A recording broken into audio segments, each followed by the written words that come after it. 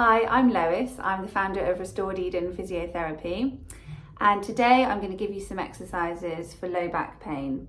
Now, just so you know, there are many reasons you can get low back pain, and some of them are more worrying than others. Different people have different reasons for low back pain.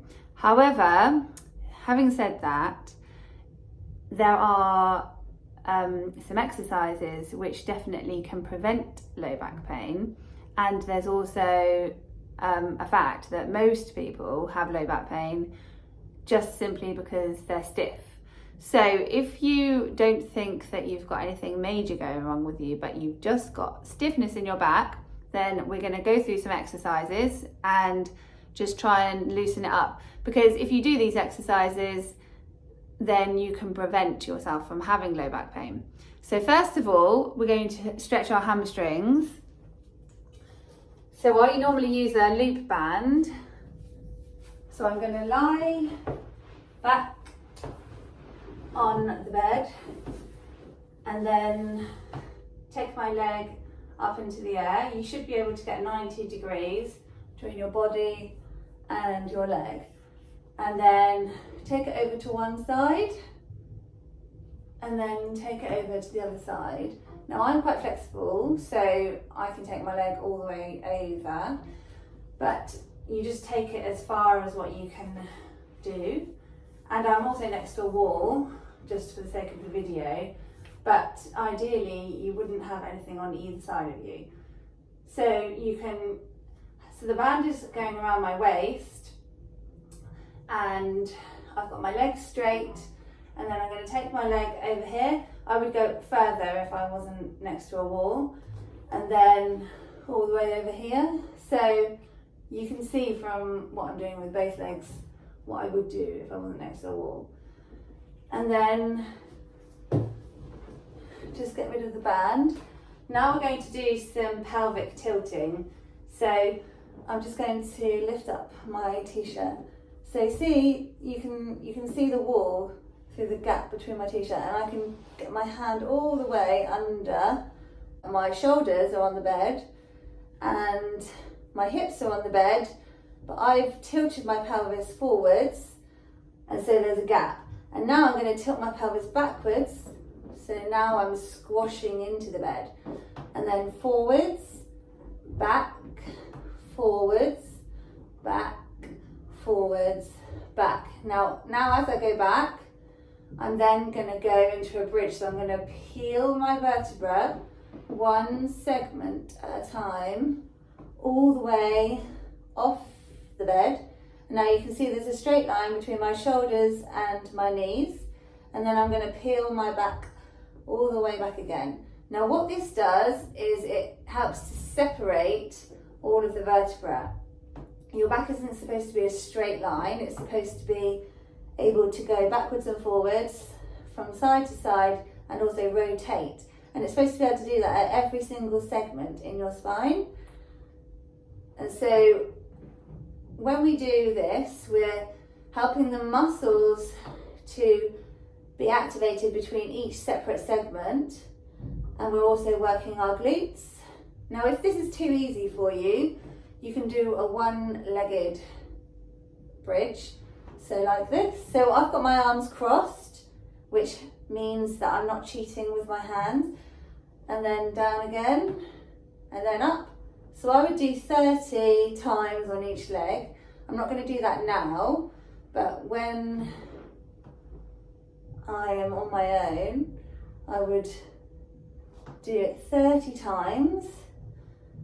So I'm activating my gluteus maximus here. And then even when I go down, I'm going slowly so that I'm working eccentrically. Eccentrically is like against gravity. It would be easy to just flop down, but I'm not. I'm working against gravity. And then as I come up, I am working the muscles in my back, but I'm also stretching my lower back. This forces me to extend my lower back. So it's a very effective exercise. So now we're going to do back extensions. So ideally we want our hands underneath our shoulders and then extend all the way backwards. And then we're going to go up and down in that position. We don't need to do it slowly, because if you've got stiffness in your spine, then it's got to have some kind of momentum to move. If you had something stuck in the wall, then, and you were doing DIY, then you would get a hammer to get it out. You wouldn't just do it gently. So it's the same principle with your back. If you do it slowly, you're probably not going to get any movement if it's stuck. But if you do something quickly, then you can get some mobility in your spine. So as you can see, I've got my elbows straight, my hips are on the floor, and then my shoulders are coming right up. Now, a lot of people can't do this. If you can't do this, then it's very likely that you're going to get low back pain. And that's simply because you just don't have enough extension in your back. But if it's really difficult for you, you can put your hands further forwards and then straighten up like that. And then that is a starting point. And then you can work your hands nearer and nearer to your hips, and so that you eventually get all of the movement. If you really struggle, there's some people, especially like elderly people, they just can't even lie on their front. If you imagine, like, if you're an elderly person, you're going to be like this, and then trying to get them to lie on the front, they're going to be like that, but they can't actually support their arms. So it's very difficult for them. But if you can in any way, like, get them to put their arms down, maybe like they're on their side. So just imagine that you're really hunched over and you're struggling to straighten out, and then you put your head on the towel, and then you can just gradually roll over further and further. You could put a cushion to support yourself and gradually get further into that extended position, because even just a little bit of extension can make a massive difference to how much back pain you're in. If you can, like, say for example you had an elderly person that had excruciating back pain, if you can even slightly get them to straighten out, then they are just going to get a little bit of mobility. Because often the reason why people are getting sciatic pain in their legs is because they're restricted at the top, in their lower back, and that restriction means that their nerves can't move, and that's why they're getting pins and needles and numbness. There's many reasons why you can get leg symptoms and lower back symptoms, which I don't have time to go through right now, but I'm just saying that these are some exercises. So the next exercise is going on to all fours. So I've got a straight line between my shoulders and my hips, and then I'm going to tilt my pelvis forwards and then back, and then forwards and then back, forwards and then back. So I can feel my lumbar spine moving on my pelvis when I do this. So it's the same as what we were doing when we were bridging, or when we were doing pelvic tilting on our back, but we're doing it on our front now. And then we're going to do some rotations.